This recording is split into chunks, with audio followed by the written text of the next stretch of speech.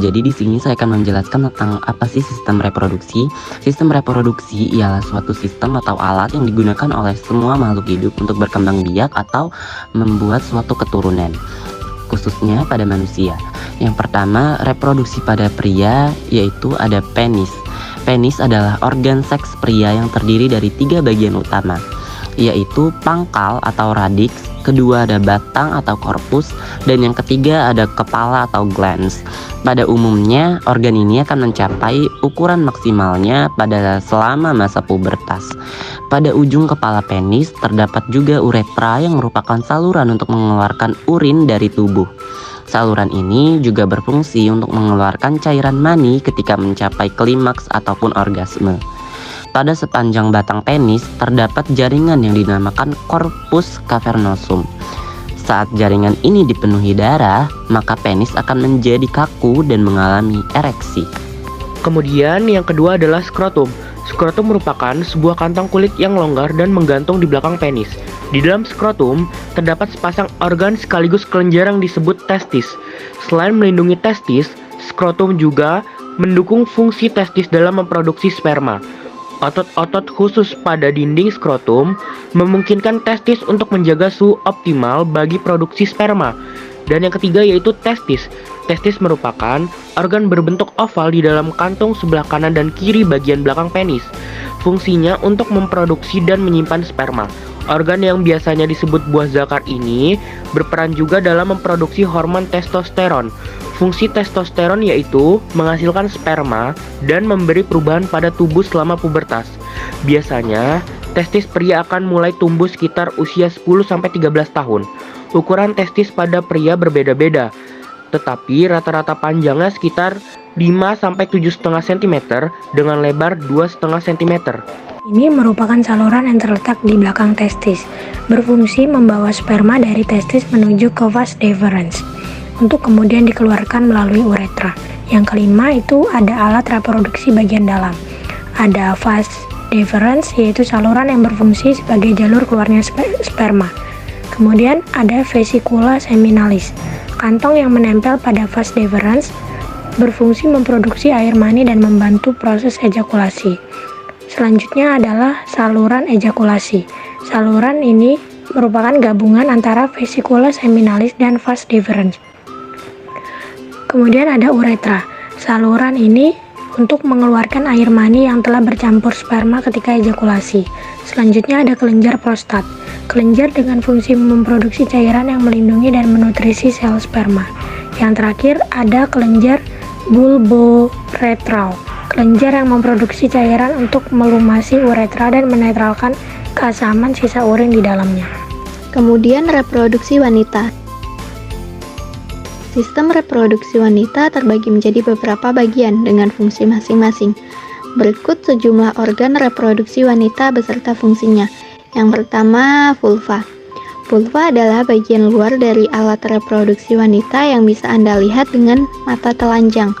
Bagian depan vulva yang ditumbuhi rambut kemaluan disebut mons pubis. Selain itu terdapat klitoris, bukaan uretra, serta labia yang terbagi menjadi dua. Yang pertama labia mayora atau bibir besar. Bagian ini mengandung banyak kelenjar, keringat, dan minyak. Usai pubertas, labia mayora akan ditutupi rambut-rambut halus. Labia minora atau bibir kecil berada di dalam labia mayora, mengelilingi lubang vagina dan uretra. Sementara itu, klitoris merupakan tonjolan kecil yang berada di dalam labia minora.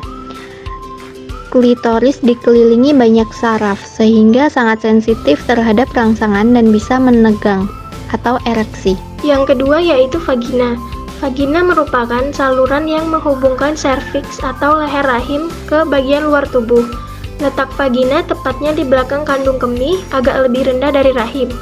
Beberapa fungsi vagina meliputi: yang pertama, jalan lahir bayi saat persalinan; kedua, tempat keluarnya darah saat menstruasi; dan yang ketiga, sebagai jalur akses sperma menuju rahim. Yang ketiga yaitu rahim atau uterus.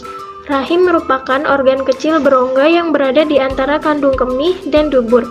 Organ dengan bentuk seperti buah pir ini memiliki banyak fungsi penting dalam proses reproduksi.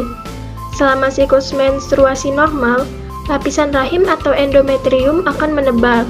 Ini dilakukan sebagai upaya untuk mempersiapkan kehamilan. Jika terjadi pembuahan, rahim akan menjadi rumah bagi embrio untuk tumbuh dan berkembang. Namun, jika tidak ada pembuahan, lapisan rahim akan keluar dari vagina saat menstruasi. Yang keempat yaitu ovarium. Ovarium merupakan sepasang kelenjar kecil berbentuk oval di sisi kanan dan kiri rongga panggul, bersebelahan dengan bagian rahim atas. Fungsi organ reproduksi wanita ini ialah menghasilkan sel telur. Selain itu, ovarium juga menghasilkan hormon seks seperti estrogen dan progesteron. Yang kelima yaitu tuba fallopi. Tuba fallopi merupakan dua saluran panjang yang membentang pada bagian atas rahim ke ujung masing-masing ovarium. Fungsi organ ini sebagai saluran bagi sel telur untuk bergerak dari ovarium menuju rahim. Konsepsi alias pembuahan sel telur oleh sperma terjadi di saluran tuba fallopi. Nantinya, sel telur yang berhasil dibuahi di saluran tuba fallopi akan bergerak menuju rahim. Dan bagaimana proses terjadinya kehamilan? Inti proses dari kehamilan adalah ketika sel sperma masuk ke dalam rahim, berhasil melalui tuba fallopi lalu bertemu dengan sel telur di dalam rahim. Kehamilan diawali oleh proses fertilisasi atau pembuahan yang berlangsung dalam 72 jam setelah sel sperma bertemu dengan ovum atau sel telur. Proses yang terjadi selama fertilisasi atau pembuahan, yang pertama yaitu ada ejakulasi pada pria. Pada saat berhubungan seksual dengan pasangan, pria akan mencapai orgasme dan menghasilkan ejakulasi. Ejakulasi yang dihasilkan ini akan mendorong cairan semen atau air mani yang mengandung sperma masuk ke dalam vagina menuju leher rahim. Jika tidak ada sperma yang membuahi sel telur akan hancur dan terjadilah menstruasi. Selanjutnya ada perjalanan menuju sel telur. Meskipun pria membutuhkan orgasme untuk melepaskan sperma, wanita tidak memerlukan orgasme agar terjadi konsepsi. Setelah sperma masuk ke dalam tubuh wanita, perjalanan sperma mencari sel telur untuk dibuahi baru akan dimulai. Ini merupakan perjalanan yang panjang bagi sperma dan tidak mudah untuk dilewati. Terdapat berbagai tantangan untuk mencapai keberhasilan membuahi sel telur sehingga terjadi proses kehamilan. Tantangan pertama yaitu lingkungan asam pada vagina yang membuat sperma tidak mampu hidup lama di vagina dan akhirnya mati. Tantangan kedua yaitu lendir serviks. Hanya sperma dengan kemampuan berenang paling kuat yang dapat menembus lendir serviks ini. Yang ketiga ada proses kemampuan sperma menuju sel telur. Setelah berhasil melewati lendir serviks, sperma kemudian harus berenang sekitar 18 cm dari serviks menuju ke rahim. Kemudian sperma menuju tuba fallopi untuk mencapai sel telur. Rata-rata sperma mampu berjalan sepanjang 2,5 cm setiap 15 menit. Sperma yang mampu berenang sangat cepat mungkin mampu bertemu dengan sel telur dalam waktu 45 menit. Satu telur mungkin bisa didekati oleh ratusan sperma, namun hanya sperma terkuat yang dapat menembus dinding luar. Yang keempat, proses sperma berhasil bertemu oleh sel telur. Ketika ada satu sperma masuk sampai ke inti sel telur akan membentuk pertahanan diri, sehingga mencegah sperma lainnya masuk. Pada tahap inilah terjadi proses pembuahan atau disebut konsepsi. Sperma yang sudah berhasil bertemu dengan sel telur akan terjadi proses pembuahan yang akan berlanjut menjadi proses kehamilan. Kemudian selama proses pembuahan, materi genetik antara sperma dan sel telur melakukan penggabungan agar janin terbentuk. Dalam waktu 24 jam, pembuahan akan berubah menjadi zigot. Setelah itu, zigot akan berkembang menjadi janin atau calon bayi. Dalam proses pembentukan janin, sel-sel baru dengan jumlah sekitar 100 sel akan membentuk bundelan yang disebut dengan blastokista.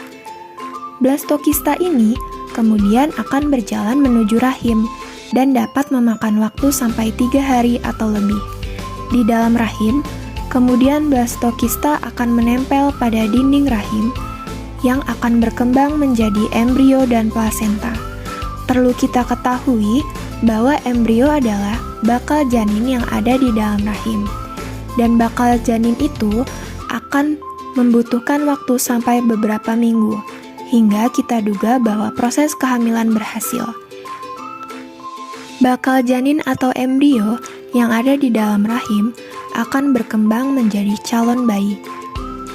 Dari pembentukan sel, pembentukan jaringan, kemudian menjadi organel sel, kemudian dari organel sel menjadi organ, dari organ menjadi sistem organ, dan dari keseluruhan tersebut akan membentuk suatu individu yang disebut bayi, yang pada ibu hamil membutuhkan waktu rata-rata 9 bulan sampai pada tahap bayi dilahirkan oleh sang ibu.